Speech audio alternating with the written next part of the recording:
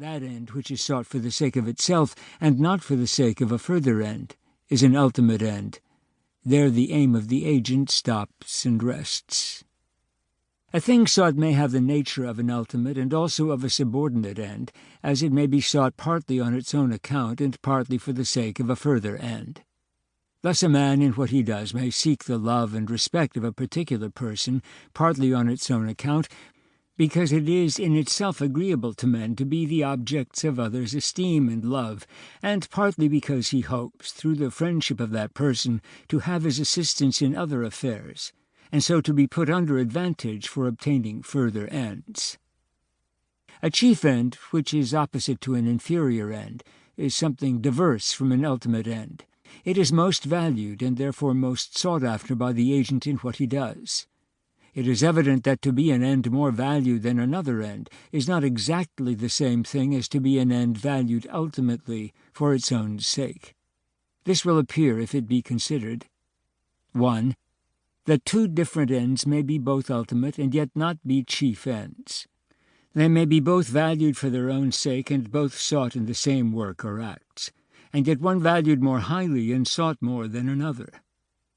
Thus a man may go on a journey to obtain two different benefits or enjoyments, both which may be agreeable to him in themselves considered, and yet one may be much more agreeable than the other, and so be what he sets his heart chiefly upon. Thus a man may go a journey, partly to obtain the possession and enjoyment of a bride that is very dear to him, and partly to gratify his curiosity in looking in a telescope, or some newly invented and extraordinary optic glass, and the one not properly subordinate to the other, and therefore both may be ultimate ends. But yet obtaining his beloved bride may be his chief end, and the benefit of the optic glass his inferior end. 2. An ultimate end is not always the chief end, because some subordinate ends may be more valued and sought after than some ultimate ends. Thus, for instance, a man may aim at two things in his journey, one to visit his friends, and another to receive a large sum of money. The latter may be but a subordinate end. He may not value the silver and gold on their own account, but only for pleasure, gratification, and honor. The money is valued only as a means of the other.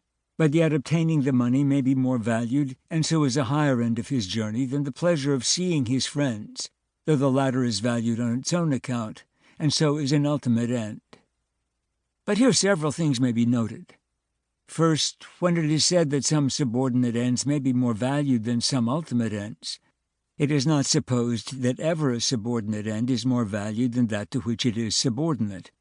For that reason it is called a subordinate end, because it is valued and sought not for its own sake, but only in subordination to a further end. But yet a subordinate end may be valued more than some other ultimate end that it is not subordinate to. Thus, for instance, a man goes a journey to receive a sum of money, only for the value of the pleasure and honor that the money may be a means of.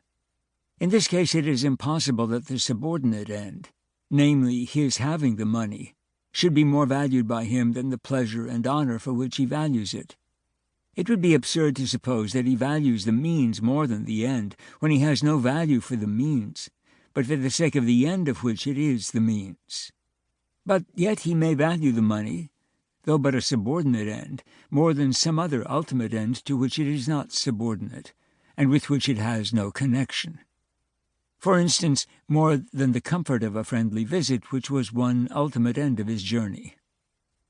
Second, the ultimate end is always superior to its subordinate and more valued by the agent, unless it be when the ultimate end entirely depends on the subordinate.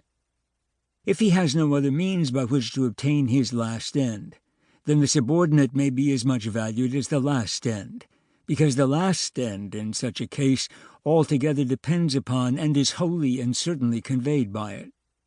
As, for instance, if a pregnant woman has a peculiar appetite to a certain rare fruit that is to be found only in the garden of a particular friend of hers at a distance, and she goes a journey to her friend's house or garden to obtain that fruit, the ultimate end of her journey is to gratify that strong appetite. The obtaining that fruit is the subordinate end of it, if she looks upon it that the appetite can be gratified by no